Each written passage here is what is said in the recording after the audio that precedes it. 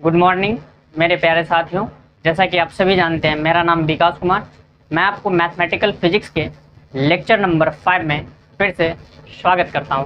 तो चलिए, हम लोग इससे पहले डॉट प्रोडक्ट को ख़त्म कर चुके थे। आज का जो हमारा गोल है वो गोल है वेक्टर का क्रॉस प्रोडक्ट। और कितने वेक्टर का? तो सिंपली 2 वेक्टर्स के हम देख रहे हैं, 2 वेक्टर्स को ही देख रहे हैं, उसके बीच में क्रॉस प्रोडक्ट का रिजल्ट क्या आने वाला है। तो देखिए, अगर हम वेक्टर में 2 वेक्टर्स का क्रॉस प्रोडक्ट करते हैं तो उसका जो रिजल्ट आएगा वो भी क्या होगा? एक वेक्टर ही आएगा। तो हम लिखते हुए चलते हैं। 1 मिनट, इसमें देखिए क्या करते हैं भाई, 2 वेक्टर्स का क्रॉस प्रोडक्ट। तो नेक्स्ट जो हमारा हेडिंग होगा 3 या 4 नंबर, 4 नंबर होगा cross cross cross product of 2 vectors, 2 vector. ठीक है, तो हम लिखते हुए चलते हैं और फिर इसको समझने का प्रयास करेंगे। देखिए, cross product of 2 vector, cross product of 2 vectors result is given as vector. Result is given as also vector या वेक्टर। रिजल्ट, हमें जो रिजल्ट मिलेगा वो कैसा मिलेगा? क्रॉस प्रोडक्ट करेंगे 2 वेक्टर्स का, तो रिजल्ट हमें जो मिलेगा वो भी क्या होगा?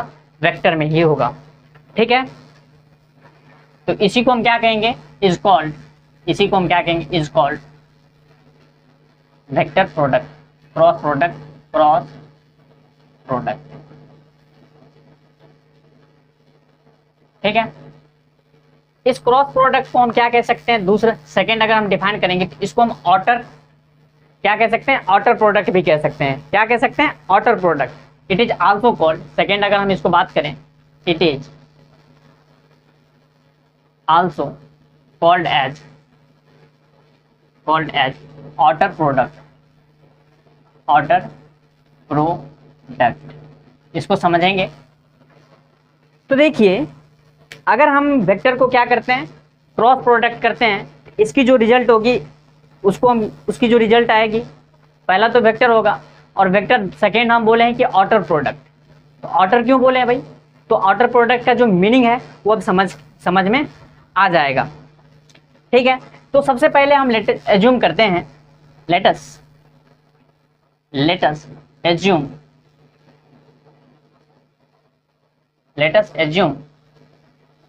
That we have 2 vectors, we have 2 vectors A and vector B, vector A and B. Then cross product of this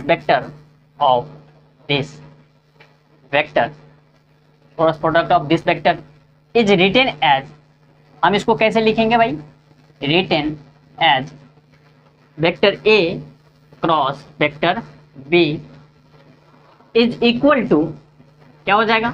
magnitude of vector A magnitude of vector B sine theta n cap.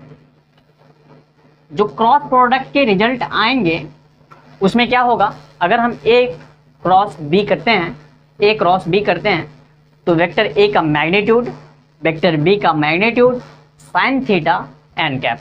इसको बारी बारी से समझते हैं क्या है। तो first देखिए, इसको हम क्या कह सकते हैं? इसको रीड कैसे करेंगे? A क्रॉस B को हम रीड क्या करेंगे भाई? रीड एज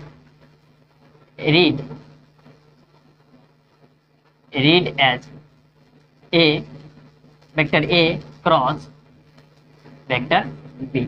इसको हम इस तरह से रीड करेंगे। सेकंड देखिए, इसमें क्या है? थीटा। साइन के साथ थीटा लगा है। थीटा क्या है भाई? Theta is angle between, theta angle between them, angle between vector A and vector B. ये जो एन कैप है, ये एन कैप ये परपेंडिकुलर वेक्टर है। परपेंडिकुलर कैसा? यूनिट वेक्टर है। एन है, एन के साथ कैप लगा है, इसका मतलब है क्या? ये एन कैप एक यूनिट वेक्टर है और इस यूनिट वेक्टर की जो डायरेक्शंस होगी, वेक्टर की जो डायरेक्शंस होगी, वो डायरेक्शंस किधर होगा? तो जो वेक्टर ए और वेक्टर बी जिस प्लेन में मल्टीप्लिकेशन हो रहे हैं, जिस प्लेन में भी मल्टीप्लिकेशन हो रहे हैं, उस दोनों के जो प्लेन के बाद तीसरा जो प्लेन होगा, थर्ड जो प्लेन बनेगा, वो प्लेन एन कैप को इंडिकेट करेगा। कैसे भाई? तो देखिए, हम लिखते हैं एन कैप को, पहले लिखते हैं N cap unit vector which is perpendicular to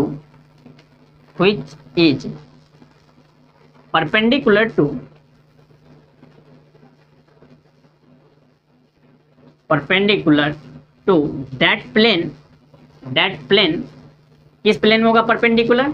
that plane in which vector A and vector B are lies, कि n cap is the unit vector in which perpendicular to that plane in which A and B are lies। इसका मतलब क्या हुआ कि unit vector उस plane में लाई करेगा जो ए बी के परपेंडिकुलर प्लेन को। ठीक है।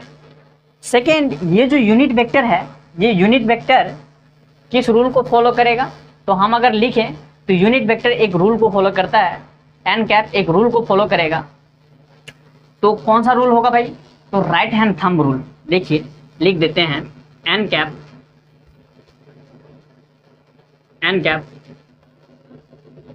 Is followed by right hand thumb rule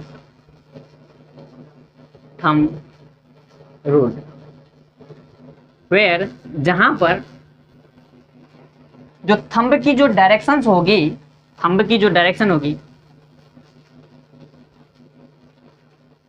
direction of thumb indicate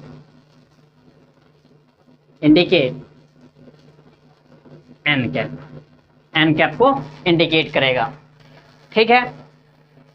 अब देखिए, यहां तक अगर आप समझ चुके हैं, तब हम ज्योमेट्रिकली वेक्टर को क्या करते हैं, यहां पर दिखाने का ट्राई करते हैं।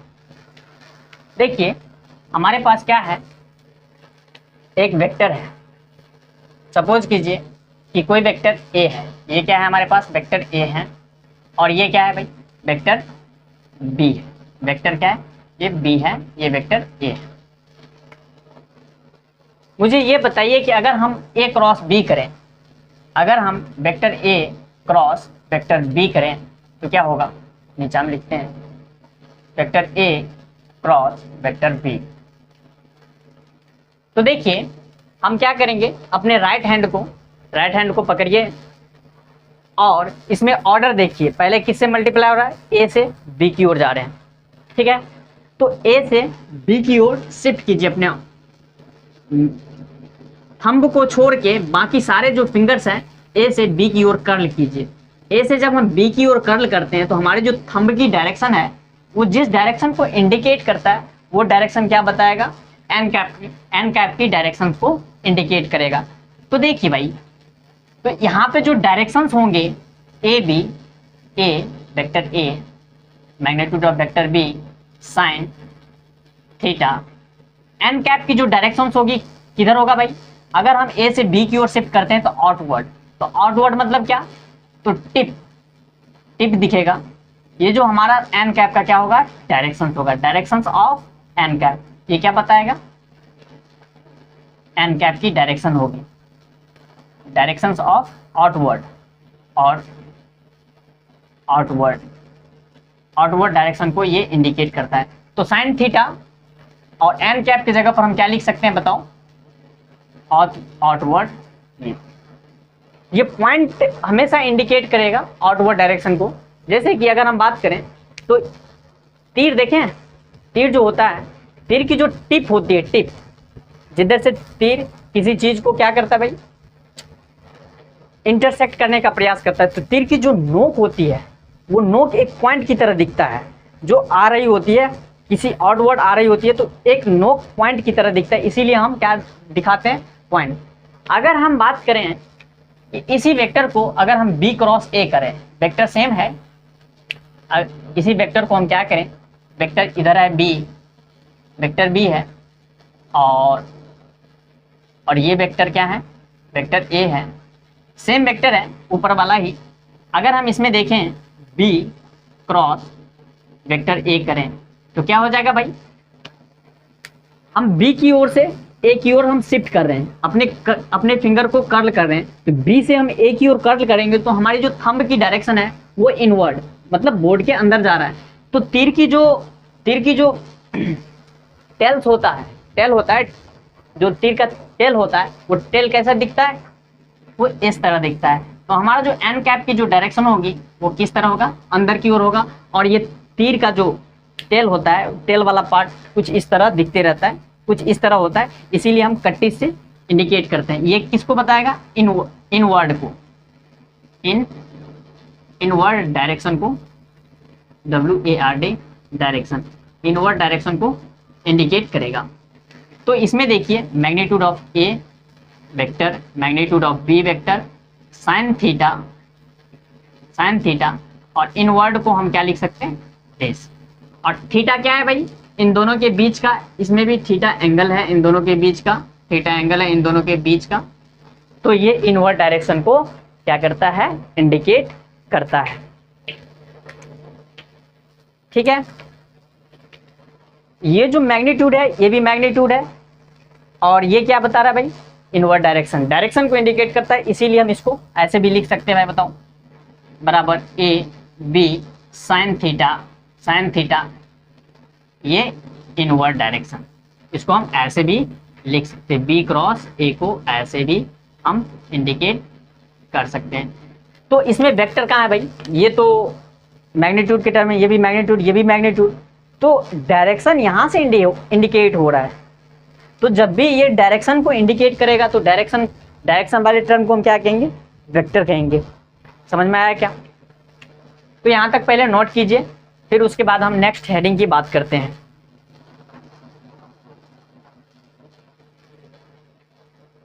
कुछ प्रॉपर्टी को देखते हैं कि वेक्टर प्रोडक्ट कुछ प्रॉपर्टी को फॉलो करता है, किस किस प्रॉपर्टी को फॉलो करता है, किस किस प्रॉपर्टी को फॉलो नहीं करता है, उस चीज को देखते हैं। प्रॉपर्टीज को देखते हैं, properties of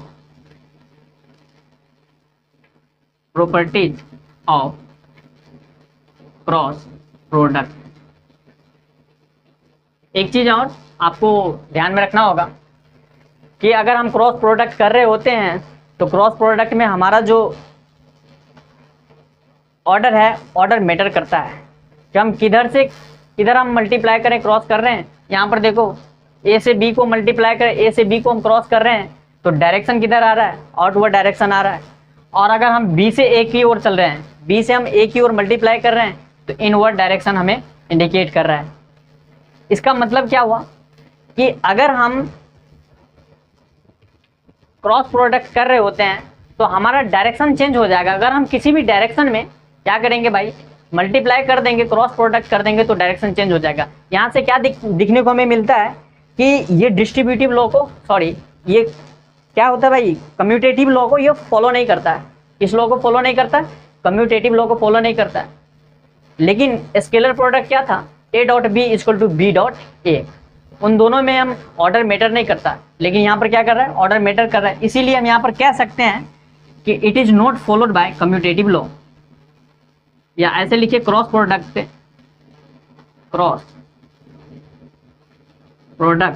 not followed by commutative law. Commutative law. तो कम्यूटेटिव लॉ को फॉलो नहीं करेगा तो हम क्या लिख सकते हैं, ए cross B, A cross B, A cross B अगर फॉलो नहीं करेगा तो क्या होगा बताओ। देखो अगर हम ए क्रॉस बी करते हैं तो डायरेक्शन किधर आ रहा है, मैग्नीट्यूड के टर्म में देखें तो यहाँ तक तो सेम ही है। अगर ए क्रॉस बी की बात करें तो vector A B sine theta और ये डायरेक्शन क्या है, आउटवर्ड है। यहाँ तक तो सेम आ रहा है भाई, ए क्रॉस बी में यहाँ तक, बी क्रॉस ए में यहाँ तक सेम आ रहा है, लेकिन जो डायरेक्शन है वो डायरेक्शन चेंज हो जा रहा है। तो डायरेक्शन चेंज होने के लिए हम क्या करेंगे भाई, तो डायरेक्शन एक दूसरे के क्या अपोजिट डायरेक्शन है, एक दूसरे के रिवर्स डायरेक्शन में, तो रिवर्स डायरेक्शन में हम क्या लगा सकते हैं, माइनस लगा सकते हैं। तो इसको अगर हम फॉलो करवाना चाहे, फोर्सफुली अगर करवाना चाहें तो हम क्या लिख सकते हैं, माइनस लगा दीजिए, उसके बाद बी क्रॉस ए कर दीजिए।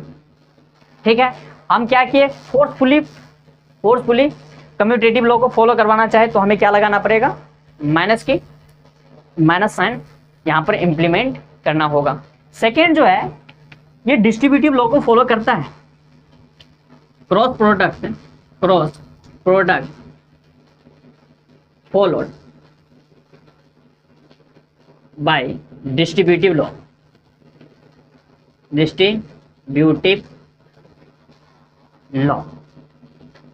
तो देखिए अगर हम बात करें ए क्रॉस, अगर हम बात करें ए क्रॉस ए प्लस बी, ठीक है, तो ये फॉलो करेगा ए क्रॉस ए, क्या करेगा भाई, A cross A plus A cross B, A cross vector B. ये इस लॉ को क्या करेगा, फॉलो करेगा। बीच में प्लस साइन है, प्लस साइन को ये फॉलो करेगा। तो हम इधर का मिटाते हैं, कुछ और देखते हैं, तब तक नोट कीजिए।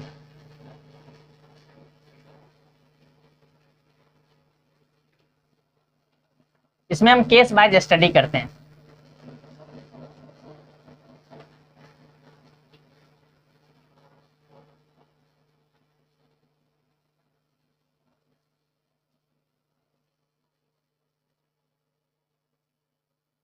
अब देखिए अगर हम बात करें इसकी रिजल्ट को हम अब टच करना चाहते हैं, ठीक है, तो 3 केस लेते हैं कि ए और बी के जो बीच का एंगल है, angle between a vector A and vector B is 0 degree. First case we are taking.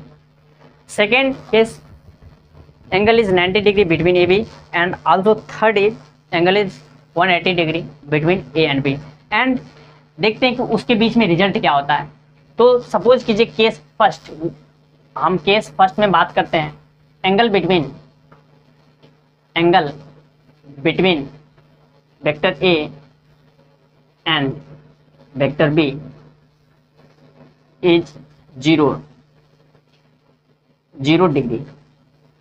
इसका मतलब क्या हुआ, theta is equal to 0 degree. तो कोई वेक्टर ए है और सेकेंड जो वेक्टर है वो सेकेंड वेक्टर क्या है, इसी पर हम इम्प्लीमेंट करते हैं। ये क्या है, वेक्टर बी है और थीटा बराबर कितना है, 0 डिग्री है। तो इसीलिए A cross B is equal to magnitude of vector A magnitude of vector B, और क्या हो जाएगा भाई, साइन थीटा एन कैप। तो ए बी को ऐसे लिख लीजिए, कैपिटल लेटर में दीजिए, कैपिटल लेटर में समझ में अच्छा आएगा, वेक्टर ए, और इसको लिखिए आप वेक्टर बी। ठीक है, तो A cross B is equal to क्या हो जाएगा, ये हमारा फॉर्मूला रहा, vector A magnitude of vector B sine 0 degree. और एन कैप किधर होगा भाई, एन कैप किधर होगा बताइए, एन कैप, हम एन कैप को भी लिखते हैं। तो साइन 0 कितना होता है, 0 होता है। तो ए बी इंटू 0 तो कितना हो जाएंगे, 0 डिग्री हो जाएंगे। तो जब इन दोनों वेक्टर को हम क्या करेंगे, वेक्टर सेम डायरेक्शंस में होगा। तो सेम डायरेक्शंस में हमेशा क्रॉस प्रोडक्ट, आप याद रखिए, हमेशा जो क्रॉस प्रोडक्ट होंगे वो जीरो को अटेंड करेंगे। लेकिन स्केलर प्रोडक्ट में क्या हो रहा था भाई, वो जीरो नहीं हो रहा था, वो 90 डिग्री पर जीरो हो रहे थे। 90 डिग्री पर दो वेक्टर्स होंगे तो उसका जो रिजल्ट आएगा स्केलर प्रोडक्ट में वो जीरो हो रहा था। लेकिन यहाँ पर 0 डिग्री पर जीरो हो रहे हैं। इसका मतलब क्या हुआ कि ये दोनों एक दूसरे से डिफरेंट है, स्केलर और वेक्टर प्रोडक्ट। सेकेंड देखिए केस, अगर हम सेकेंड की बात करें, केस नंबर सेकेंड, तो angle between vector A and vector B is 90 degree. तो देखिए भाई, वेक्टर ए है, कैपिटल ले लो, कैपिटल वेक्टर ए ले लो, कैपिटल वेक्टर बी ले लो, यहाँ पर भी कैपिटल वेक्टर ए ले लो, ए बी को हम बात करते हैं, दूसरा वेक्टर हम एज्यूम करके चलते हैं। तो देखिए ये वेक्टर क्या है, ए है, और सेकंड जो वेक्टर है हमारे पास वो क्या है, वेक्टर ये बी है। और 90 डिग्री है तो ऐसे तो होगा ना भाई, 90 डिग्री है तो कुछ इस तरह होंगे। ये वेक्टर क्या है, वेक्टर बी है, और इन दोनों के जो एंगल हैं वो 90 डिग्री है। इसका मतलब क्या हुआ, theta is equal to 90 degree, theta is equal to 90 degree, then A cross B is equal to A, vector A का मैग्नीट्यूड, वेक्टर बी का magnitude, sine theta N cap. तो इसीलिए vector A cross B, vector B is equal to vector A का magnitude, vector B का भी magnitude, and vector C का, sorry C नहीं है, साइन थीटा, साइन 90 डिग्री। और एन कैप की डायरेक्शन क्या होगा, हम ए से बी की ओर मूव कर रहे हैं तो अपने राइट हैंड को ए से बी की ओर कर्ल करेंगे तो थंब की जो डायरेक्शन होगी वो कैसा होगा, आउटवर्ड। मतलब जो हमारे पास एरो है, एरो का जो हेड है, हेड कैसा दिखता है, नोकीला दिखता है, मतलब एक पॉइंट में दिखता है। जैसे अगर हम इस एरो की बात करें तो जब ये आपकी ओर आ रहा होगा ये कैसा दिखेगा, एक पॉइंट की तरह दिखेगा, नोक में दिखेगा। और ये जो एरो है, ये जो टेल पार्ट है, ये टेल पार्ट कैसा दिखेगा, कटिस की तरह दिखेगा। मतलब हम ऊपर से देखेंगे तो यहाँ पर कहाँ आ रहा है, आउटवर्ड आ रहा है, इसीलिए हमने इस पॉइंट को यूज किया है, तो ये आउटवर्ड, ठीक है। तो क्या हो जाएंगे, ए बी, साइन 90 का मान कितना होता है, एक होता है वैल्यू इंटू आउटवर्ड डायरेक्शन। ये हमारा क्या हुआ, ए क्रॉस बी का प्रोडक्ट आया। थर्ड जो हमारे पास केस है, case number third, angle between vector A and vector B is, ऐसे लिख लीजिए, इज 180 डिग्री या पाई। तो देखो भाई, वेक्टर ए है इस डायरेक्शन में और वेक्टर जो बी है वो क्या है, इसके ठीक अपोजिट रिवर्स डायरेक्शन में है वेक्टर, ये वेक्टर बी की डायरेक्शन है। तो मुझे ये बता दीजिए कि वेक्टर बी की जो डायरेक्शंस हैं वो इसके अपोजिट डायरेक्शन, इन दोनों के बीच का एंगल कितना होगा भाई, 180 डिग्री।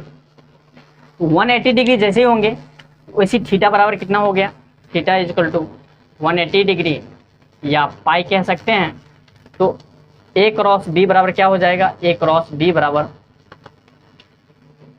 बताओ भाई, वेक्टर ए का मैग्नीट्यूड, वेक्टर बी का मैग्नीट्यूड, साइन 180 डिग्री। और देखो भाई इसमें भी किधर आ रहा है भाई, आउटवर्ड डायरेक्शन। आउटवर्ड डायरेक्शन मतलब इसकी जो एन कैप की जो यूनिट होगा वो आउटवर्ड होगा, तो हम क्या लिख सकते हैं, एन आउटवर्ड डायरेक्शन, ठीक है। तो देखो ए बी, साइन 180 डिग्री का मान कितना होता है, बताओ भाई, वैल्यू कितना होता है साइन 180 डिग्री का,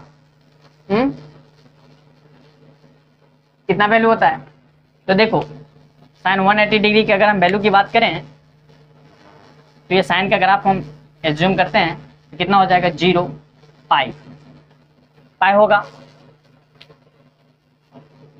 तो पाई पर कितना वैल्यू अटेंड कर रहा है साइन का, 0 अटेंड कर रहा है, तो हमें तो यहाँ पर डायरेक्शन की आवश्यकता पड़ेगा ही नहीं भाई। जैसे ही वेक्टर ओवरलैप किया 180 डिग्री, तो 180 डिग्री में क्या हो जाएगा, 0 डिग्री हो जाएगा। तो हमें डायरेक्शन ही, जब वेक्टर 0 हो रहा है तो हमें क्या होगा, डायरेक्शन का कोई आवश्यकता ही नहीं है, क्योंकि सारा ये क्वांटिटी क्या हो जा रहे हैं, 0 हो जा रहे हैं। तो यहाँ पर मुझे बता दीजिए, इसको मिटाते हैं, ये क्या हो जाएंगे, 180 डिग्री हो जाएंगे। तो क्या हो जाएगा भाई बताओ, 0। क्यों, साइन 180 डिग्री बराबर 0। तो साइन 180 डिग्री बराबर 0 होता है, तो ये वैल्यू कितने हो जाएंगे, 0। इसका मतलब क्या हुआ कि चाहे वेक्टर ओवरलैप करे, या वेक्टर की डायरेक्शन क्या हो, एक दूसरे से अपोजिट हो, उसकी वैल्यू कितनी होगी, 0 डिग्री होगा। इसका मतलब है कि एक दूसरे पर क्या हो रहा है, ओवरलैप हो रहा है, चाहे वो डायरेक्शन सेम में हो या चाहे एक दूसरे के अपोजिट डायरेक्शन में हो। लेकिन जैसे वो ओवरलैप करेगा एक दूसरे पर, यहाँ पर क्या हो रहा है, ओवरलैपिंग हो रहा है। अगर हम देखें तो वेक्टर को शिफ्ट कर सकते हैं, तो जैसे ही ओवरलैपिंग हुआ तो क्या हो जाएगा, वो वैल्यू को 0 कर देगा। इसका मतलब क्या, वो ओवरलैप होने के बाद उस वेक्टर का कोई वैल्यू नहीं होगा, इट विल बी 0। ठीक है, यहाँ तक हम समझ गए।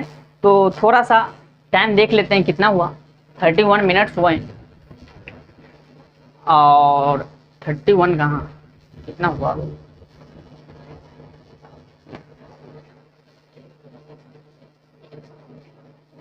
ओके, इसको नोट कीजिए। थोड़ा सा हम नेक्स्ट हेडिंग को देखते हैं।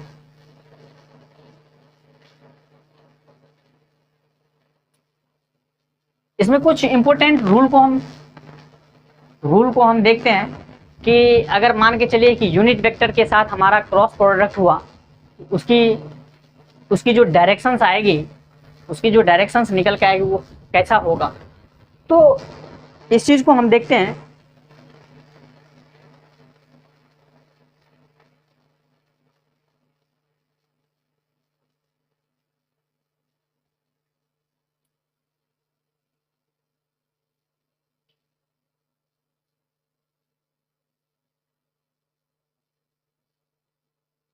देखिए कुछ रिजल्ट को हम देखते हैं, मोर यूजफुल रिजल्ट, इसको मिटाते हैं और कुछ रिजल्ट को हम देखते हैं क्या है।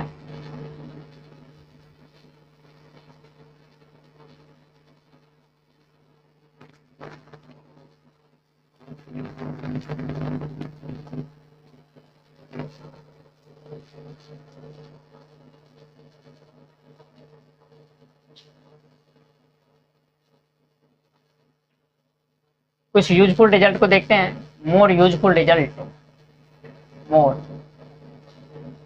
यूजफुल। देखो भाई, अगर हम क्रॉस प्रोडक्ट में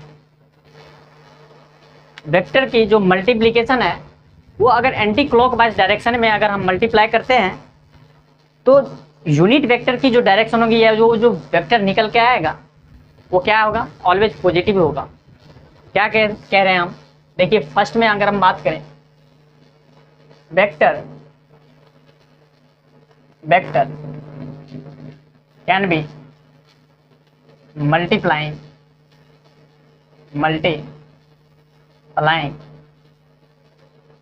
anti clockwise direction, anti clockwise direction.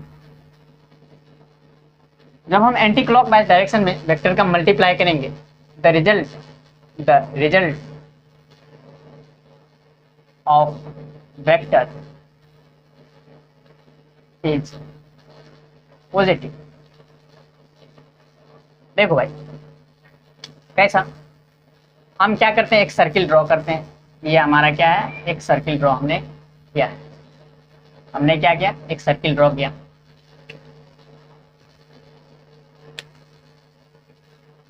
अगर हम यहाँ पर क्या करते हैं, ये एंटी क्लॉकवाइज डायरेक्शन है, इस पर हम लेते हैं आई कैप, इस पर लेते हैं जे कैप, ये हो गया जे कैप और ये हो गया के कैप। ठीक है, थोड़ा सा बढ़ गया क्या, ये हमारा जे कैप है। एक चीज आप नोटिस कीजिए यहाँ पर कि जब वेक्टर की जो एंगल होता है थीटा वो 90 डिग्री होता है, तभी वेक्टर का कुछ वैल्यू आता है। 0 डिग्री और 180 डिग्री पर वेक्टर क्या हो जाते हैं, क्या हो जाते हैं भाई बताओ, 0 हो जाते हैं।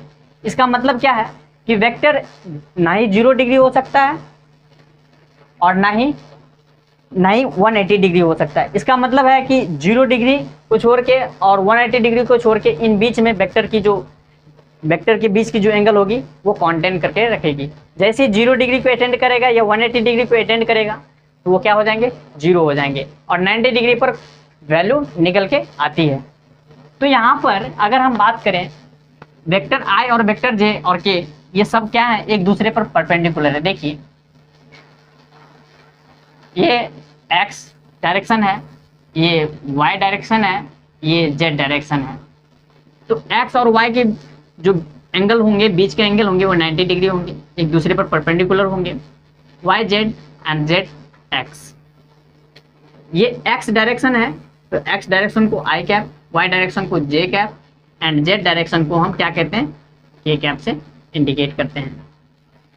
तो अगर हम i और j को, i कैप और जे कैप को अगर मल्टीप्लाई करते हैं, यहाँ पर देखिए I cap cross J cap को मल्टीप्लाई करेंगे तो A cross B is equal to क्या होंगे, वेक्टर ए का मैग्नीट्यूड, आई का मैग्नीट्यूड, वेक्टर बी का मैग्नीट्यूड, वेक्टर जे का मैग्नीट्यूड, साइन थीटा, इन दोनों के बीच में जो थीटा की डायरेक्शन है कितनी है, थीटा कितना है 90 डिग्री, एन कैप 90 डिग्री और एन कैप, इन दोनों को मल्टीप्लाई करेंगे, आई और जे को मल्टीप्लाई करेंगे तो जेड की डायरेक्शन में हमें क्या मिलेगा, जेड की डायरेक्शन में यूनिट वेक्टर की डायरेक्शन मिलेगी।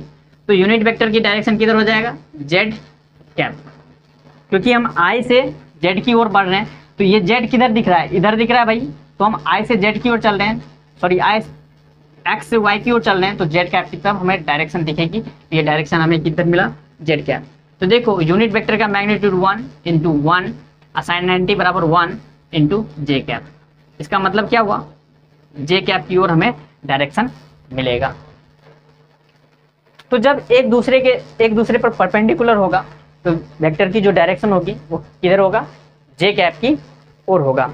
तो हम यहाँ से देख लीजिए आई कैप और जे कैप को एंटी क्लॉकवाइज हम चल रहे हैं, आई कैप और जे कैप को मल्टीप्लाई करेंगे, क्रॉस प्रोडक्ट करेंगे तो रिजल्ट क्या आएगा, जेड कैप आएगा, मतलब के कैप।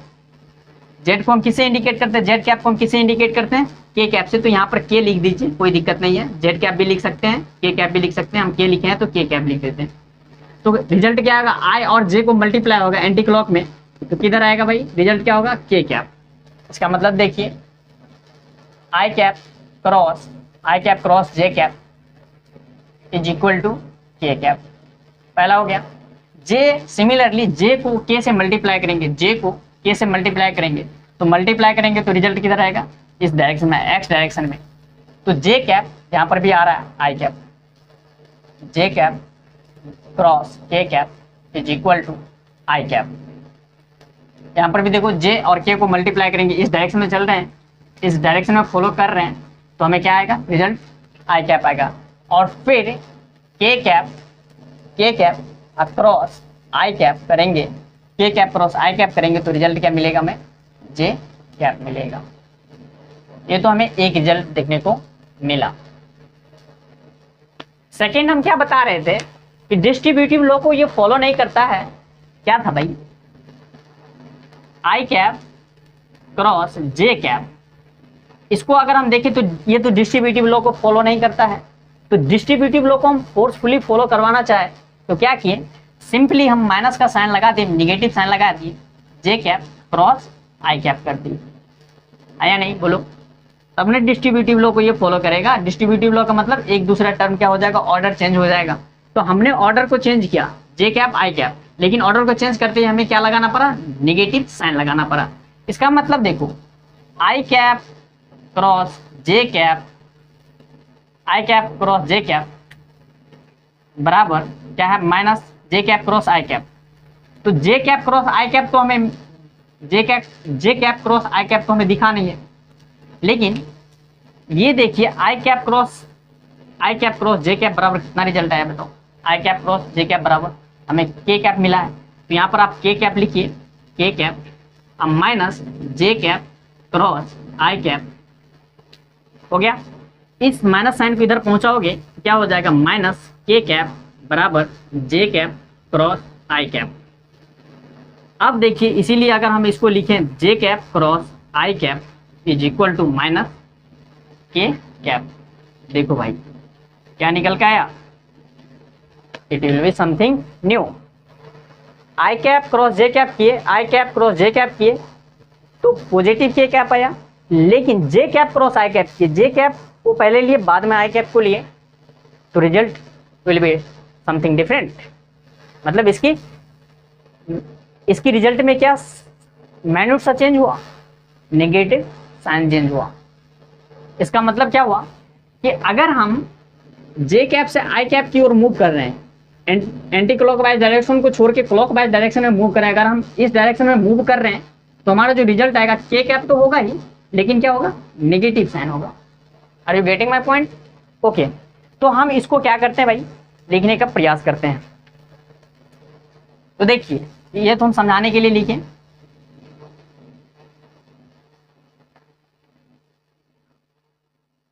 सेकेंड जो है अगर हम बात करें, ये फर्स्ट का हो गया, सेकेंड की बात करें, वेक्टर कैन बी मल्टीप्लाई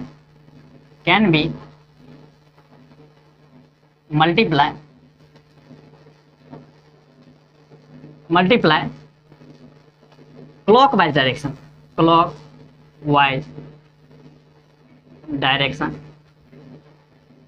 हम क्लॉकवाइज डायरेक्शन में मल्टीप्लाई करेंगे वेक्टर को, then the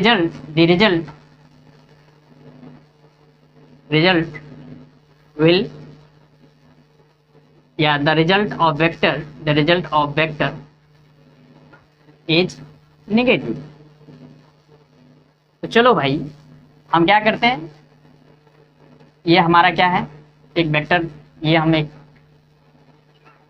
डायग्राम हम परफॉर्म करें, बना रहे हैं, ठीक है।